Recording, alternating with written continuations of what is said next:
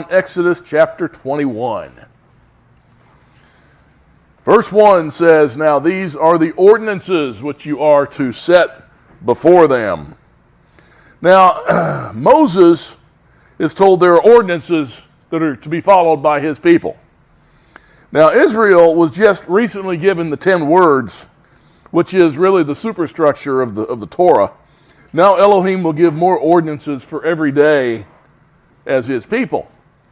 Now, these laws are just as applicable today as they were back then.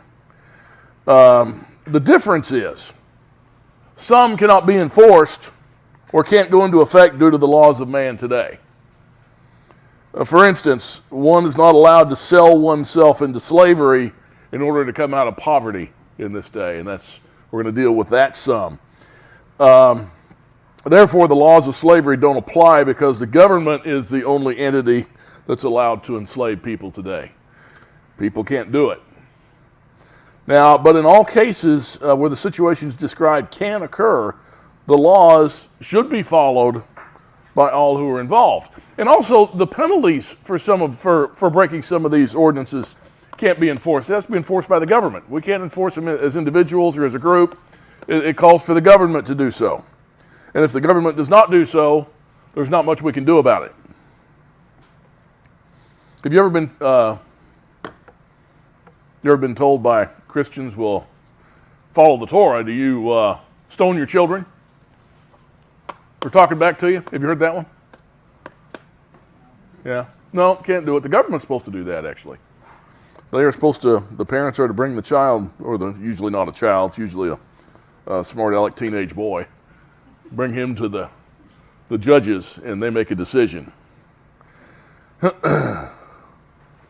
But we'll get to that. This is verse 2 of Exodus 21. "If you buy a Hebrew slave, he shall serve for 6 years. But on the 7th he shall go out as a free man without payment."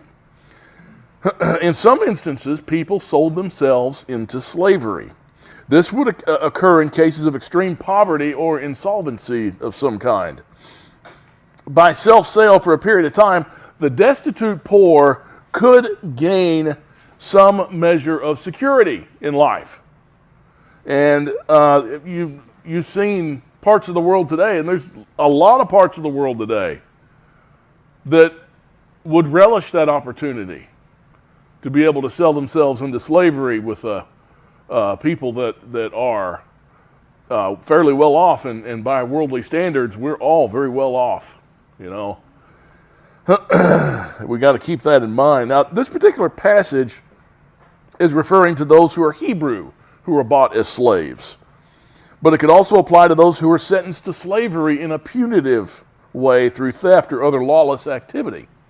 That's what slavery was used for. It was a punishment. If you steal from somebody, that's how you pay them back. You have to pay them back. And if you can't pay them back, then you have to use your own labor as their slave to pay them back. Now, this law is mentioned in a lesser detail in Deuteronomy also. And in that description, the fellow Hebrew is called a kinsman or a brother. That's in Deuteronomy 15, verse 12. "If your kinsman, a Hebrew man or woman, is sold to you, then he shall serve you 6 years, but in the 7th year you shall set him free." Why is it mentioned again? Why bring that up again? We have it here in Exodus 21. Why is it repeated in Deuteronomy 15? That's a second witness. That's how matters are established in Scripture. Okay, that's why they're mentioned again.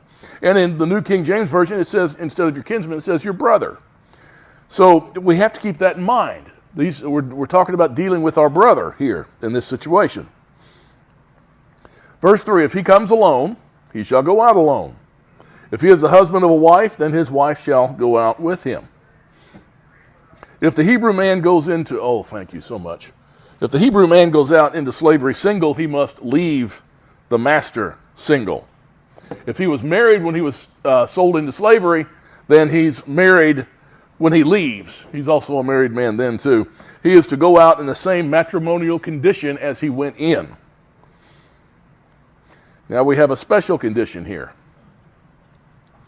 In verses 4 through 6, "If his master gives him a wife, and she bears him sons or daughters, the wife and her children shall belong to her master, and he shall go out alone.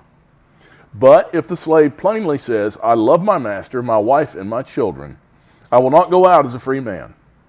Then his master shall bring him to Elohim. Then he shall bring him to the door or the doorpost. And his master shall pierce his ear with an awl, and he shall serve him permanently. Okay. Now, we're told in Scripture that Yeshua came to make the law full. Okay? That's in Matthew 5:17. He says, do not think I came to abolish the law or the prophets. I did not come to abolish, but to fulfill. Now, that Greek word is plerou. It means to make full.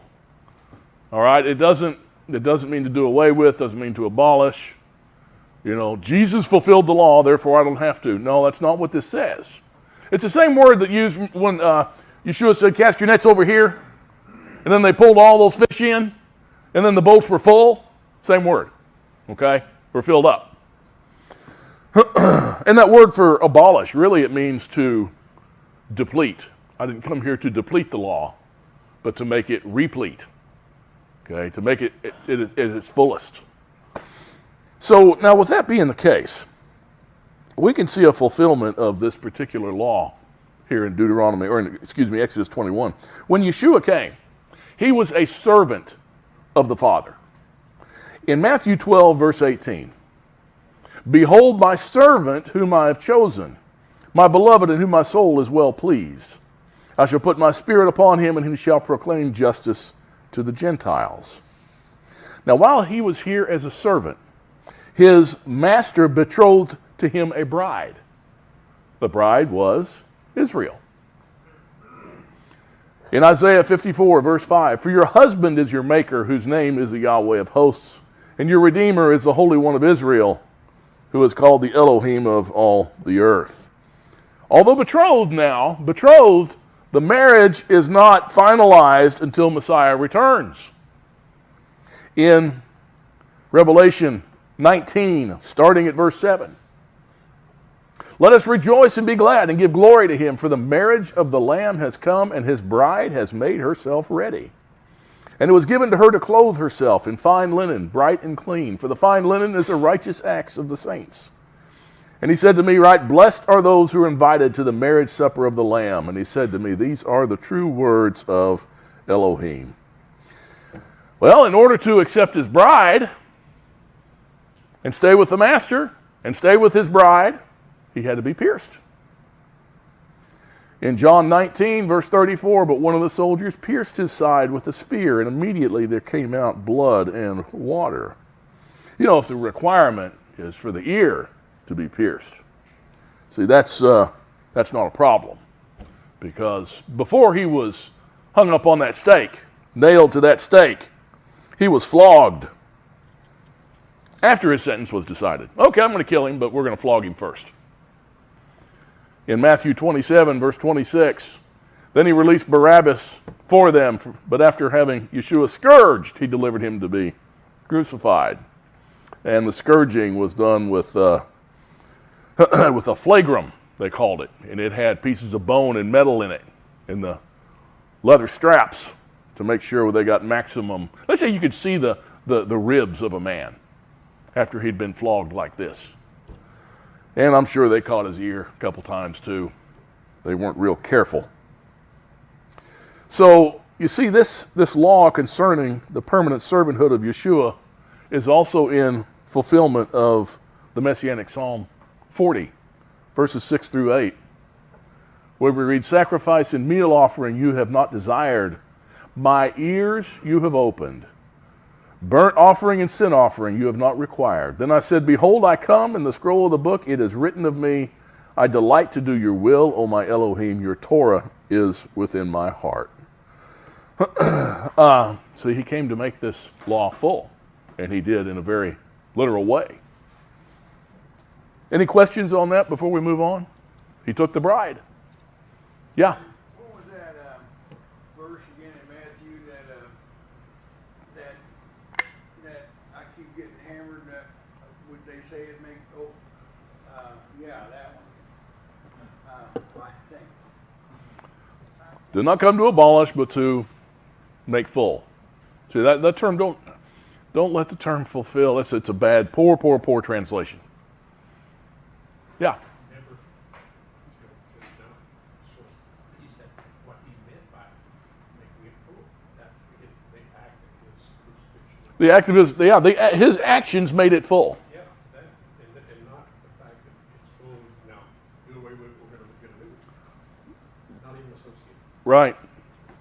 This is part of the Sermon on the Mount, too. No, this, excuse me. Yeah, this is, right. Matthew 5:17, sure is. Anybody else? It's that little law that's just tucked in there about servant and then getting married, taking a wife during that time. It just happens to fit what Messiah did. And also fulfill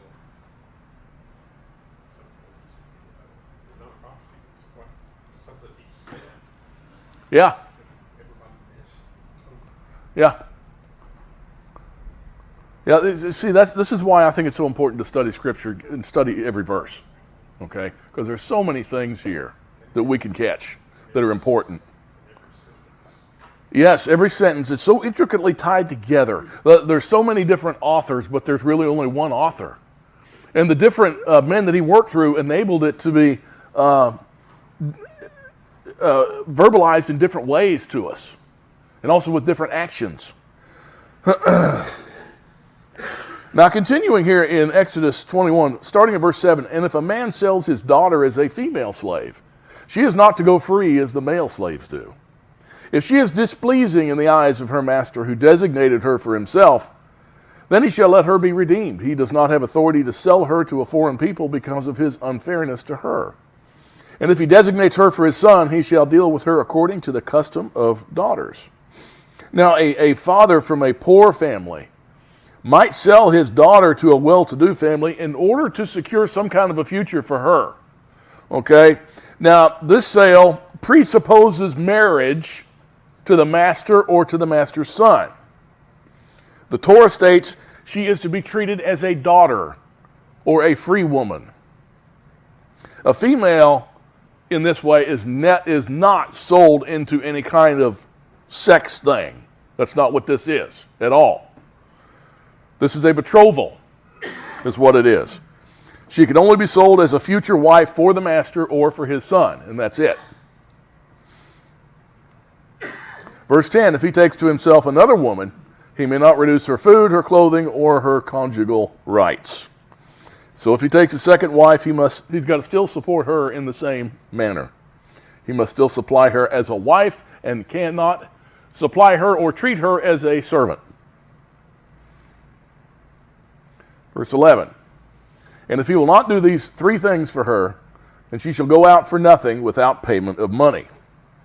So if he or his son does not marry her, or if she's not provided for as a wife, then she's free. The payment for her is lost by the master. Verses 12 and 13.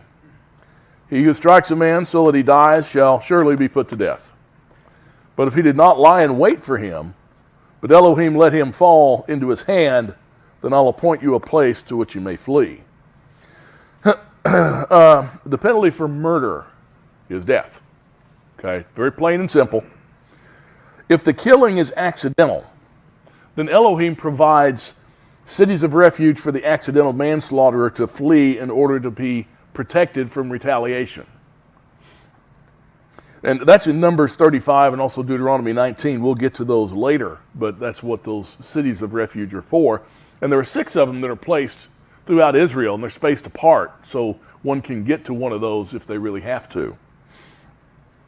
And it's fascinating study on those too, on those cities of refuge. When can a person go free from that city of refuge? Does anybody recall?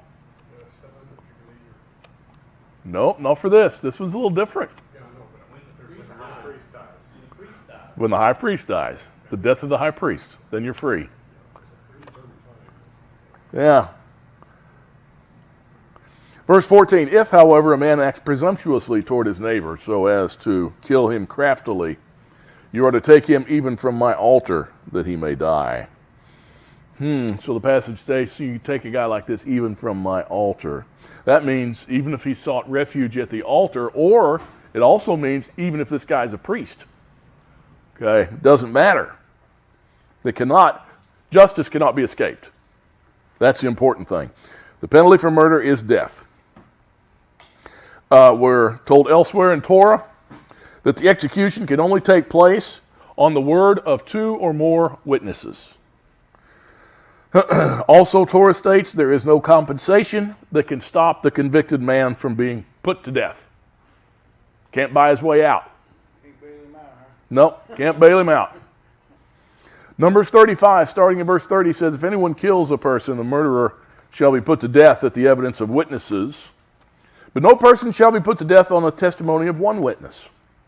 Moreover, you shall not take ransom for the life of a murderer who is guilty of death, but he shall surely be put to death. No ransom. You can't be bought. Verse 15. He who strikes his father or his mother shall surely be put to death. This is a blatant act of betrayment of the 5th commandment. Mother and father are to be honored. The physical marks of violence from a son or daughter inflicted on a parent invokes the punishment of death. And keep in mind, this is another one. We can't enforce this. This is to be a government issue, a government law. We can't kill a murderer either. That the government has to do that. Justice has to take place. It has to go before the judges. Okay, and it says, and all the people. That means the government has to take care of this. So, the rampant disrespect for parents and violence in today's society is a product of our governmental lawlessness. Okay, and it's getting worse. You know, now, if people want to destroy a city, you just kind of get out of the way. Let them go. You know, we don't want to upset them. Okay, that'd be terrible. Verse 16. He who kidnaps a man, whether he sells him or he is found in his possession, shall surely be put to death. I hope you didn't think the Lindbergh law was something new. It's in the Torah from thousands of years ago. The Lindbergh law, I bet you a lot of you young people, what is he talking about? Us gray heads know what I'm talking about. It was even before our time, really, but this law in Torah is illustrative that the slave trade was somewhat common, and Joseph is an example of this too, by the way. He was kidnapped and sold. Verse 17, and he who curses his father or his mother shall surely be put to death. Parents are to be honored by their children.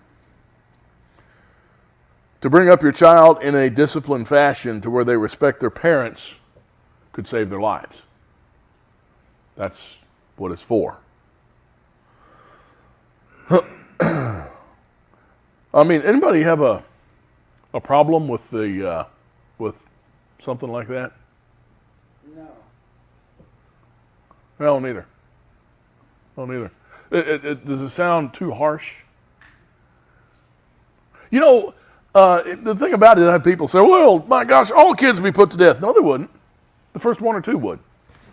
There you go. 1 or 2 per family. I'm kidding. No, 1 or 2 would.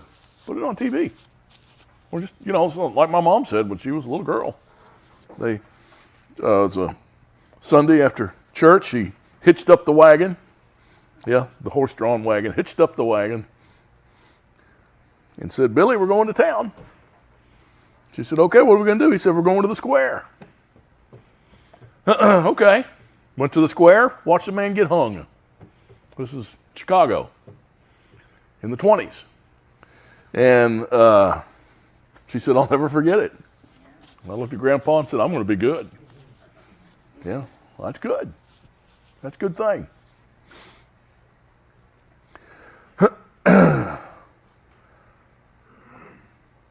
Verses 18 and 19. If men have a quarrel and one strikes the other with a stone or with his fist, and he does not die but remains in bed. If he gets up and walks around outside on his staff, then he who struck him shall go unpunished. He shall only pay for his loss of time and shall take care of him until he's completely healed. Men sometimes argue, and especially younger men, sometimes they'll get in a fight, you know. Not that I ever did that when I was a young man, but some young men I understand. Yeah, probably 20 or 25 times maybe, but not any more than that, I don't think. Well, if that happens, if they get in a fight, one of them gets hurt, the winner pays the loser. Okay? You pay them for the time off of work, and you pay their medical bills. Congratulations, you won your fight. Okay? How does that sound? I think it's perfect. Sure. Absolutely perfect. According to what the fight was about. Doesn't matter. Don't fight. Yeah. Don't fight. Settle it. You take the issue to the judges. Let them settle it. Okay? This fighting business, that's for the birds. Well, birds don't fight. That's not a good example.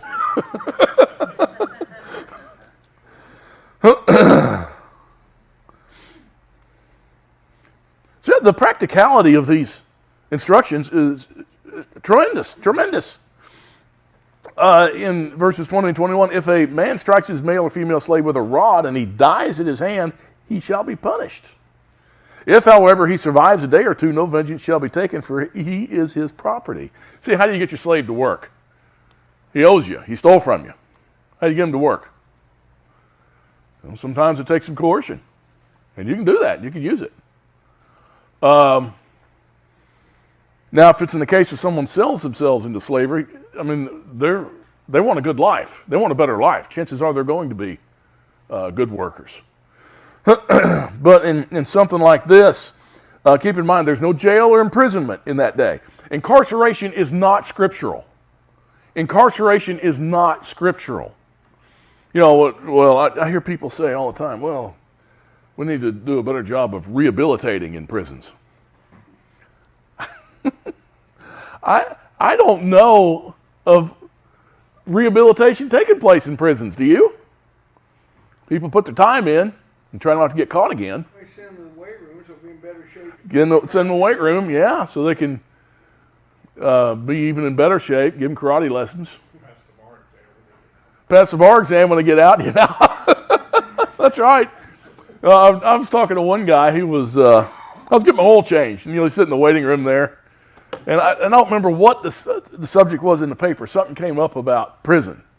And the guy said, well, I'll tell you, in my younger days, he said, I was involved with a band. And when you get involved with a band and the fast life, which I was really involved in, you get involved in other things too. And then the drugs were involved, and I got caught, and I got sent to prison.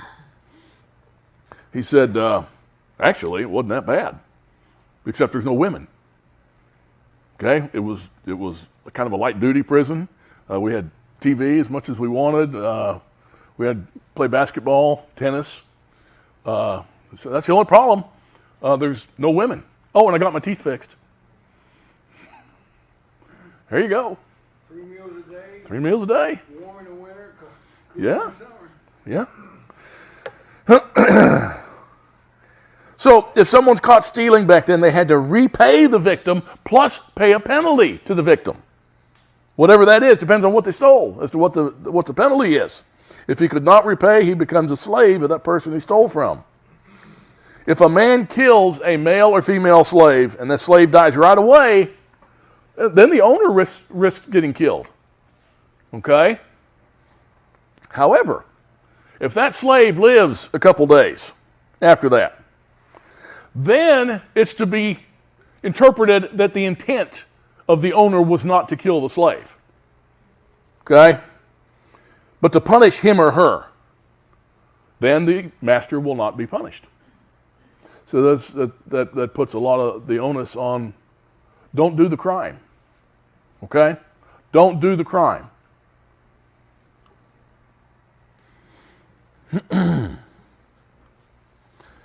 Verse 22. And if men struggle with each other and strike a woman with child so that she has a miscarriage, yet there's no further injury, he shall surely be fined as the woman's husband may demand of him. He shall pay as the judges decide. Now that is a little tough there. The term miscarriages is not exactly correct. The Hebrew word does not make it clear if the baby is alive or not. Okay? In the New King James it says, if men fight and hurt a woman with child so that she gives birth prematurely, yet no harm follows, he shall surely be punished accordingly as the woman's husband imposes on him, and he shall pay as the judges determine. NIV agrees, talking about she gives birth prematurely. So, if a man strikes a woman that's pregnant, and they can't ever, that's a horrifying thing to even think of, and that baby is expelled because of this, he's fined as the woman's husband demands. Okay? And I'm sure that would not go light. The judges will ultimately decide if the payment is just. Verse 23, but if there is any further injury, then you shall appoint as a penalty life for life, eye for eye, tooth for tooth, hand for hand, foot for foot, burn for burn, wound for wound, bruise for bruise.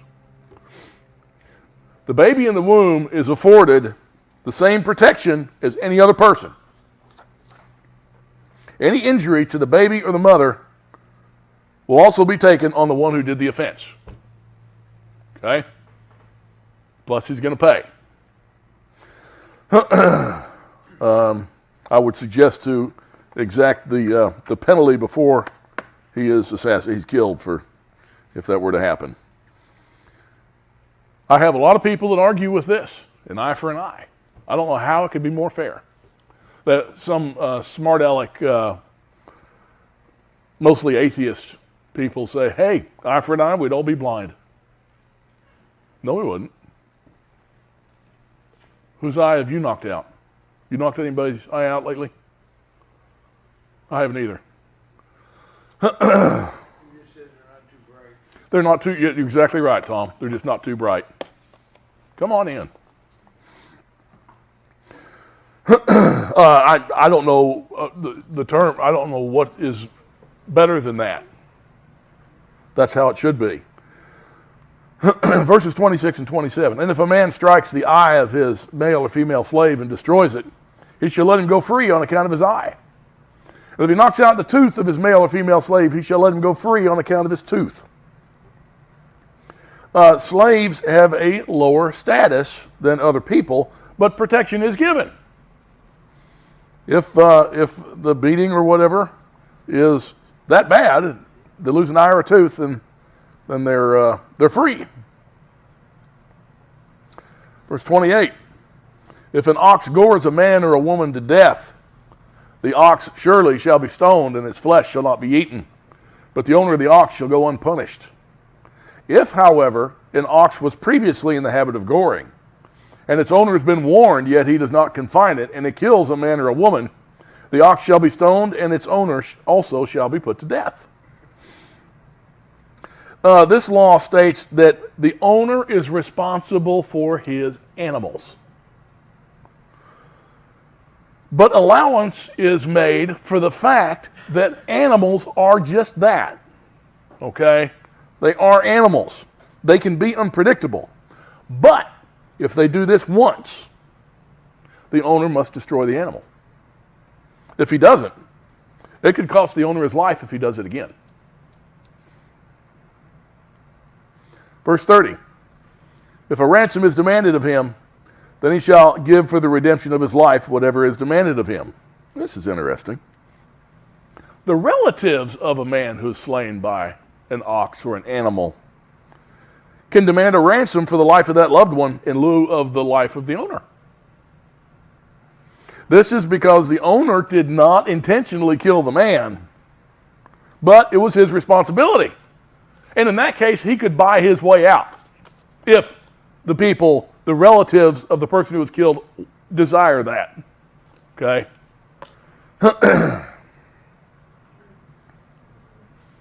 Verses 31 and 32. Whether it gores a son or a daughter, it shall be done to him according to the same rule. If the ox gores a male or female slave, the owner shall give his or her master 30 shekels of silver, and the ox shall be stoned. So in the case of a slave being gored by an ox, the owner is due compensation. The redemption price for the slave is the price that Judas was given for the life of Yeshua. 30 shekels of silver. In Matthew 26, starting at verse 14. Then one of the 12, named Judas Iscariot, went to the chief priests and said, "What are you willing to give me to deliver him up to you?" And they weighed out to him 30 pieces of silver. And from then on, he began looking for a good opportunity to betray him. We're going to get to this later, but why was it so important for Judas to betray him? Why did the chief priests, they knew who he was. He had to go up and kiss him and betray him. Why? What was the purpose? Did you ever think about that? Wondered why? They knew who he was. Okay, they couldn't figure out where he was going to be at that time. But why pay him 30 pieces of silver to betray him? They're just going to take him and have him put to death. Why do they need Judas to do this? You know why? I'll tell you why. To give credibility to their charges. To give credibility to his charges, to their charges. We want him dead, and even one of his own does. And betrayed him. See? Told you. Told you.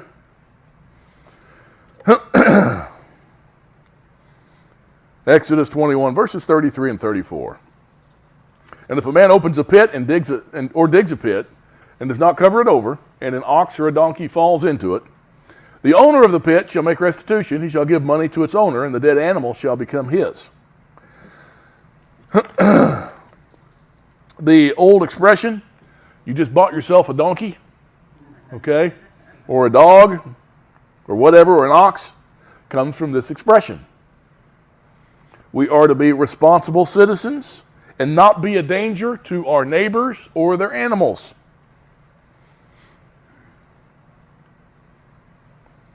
Verses 35 and 36. And if one man's ox hurts another's so that it dies, then they shall sell the live ox and divide its price equally, and also they shall divide the dead ox.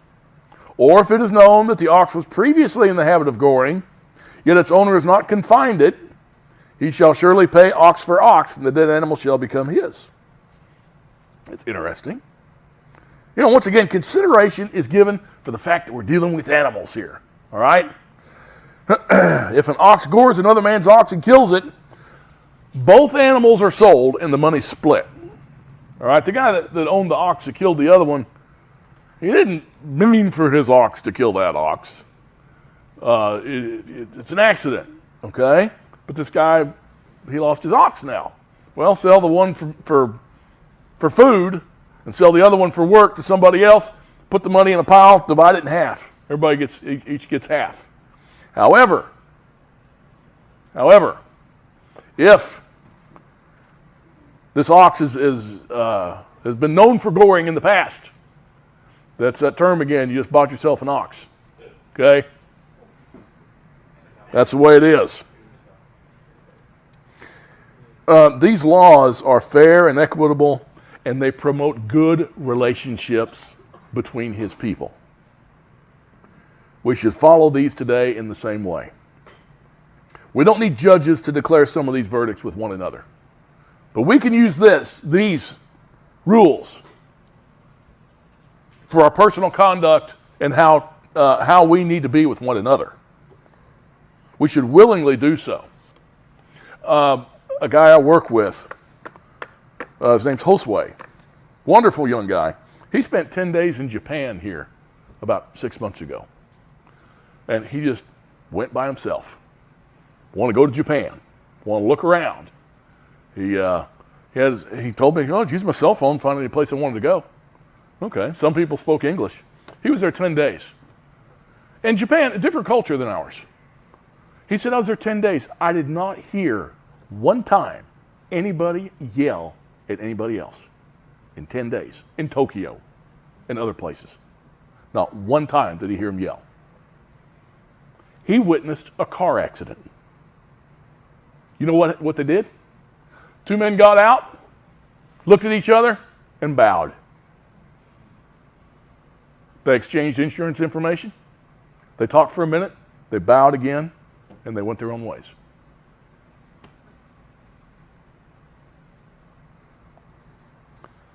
If I saw that happen in this country today, I think I'd have heart failure.